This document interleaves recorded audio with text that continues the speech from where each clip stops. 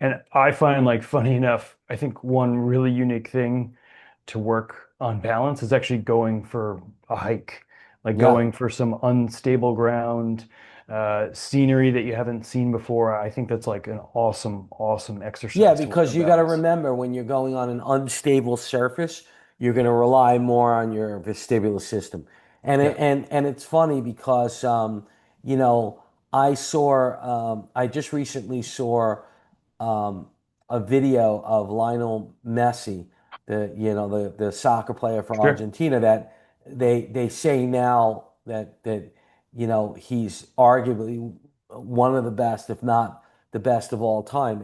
And in Argentina, they created on the field a little sand area for him to train, and he was training Nice. in the sand. And it's very interesting. When we worked with Guy Voyer, he talked a lot about doing movements and walking in the sand. And the reason is, once you do that, you're relying on that unsurface.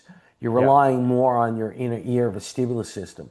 And it's very interesting because the vestibular system acts as one of the components, but it acts as one of the processing centers to process all the information.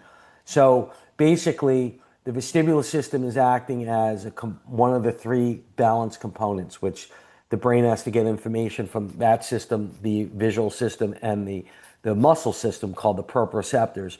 And then the other thing is it takes all that information and makes some kind of mathematical computation, and the vestibular system helps with that process.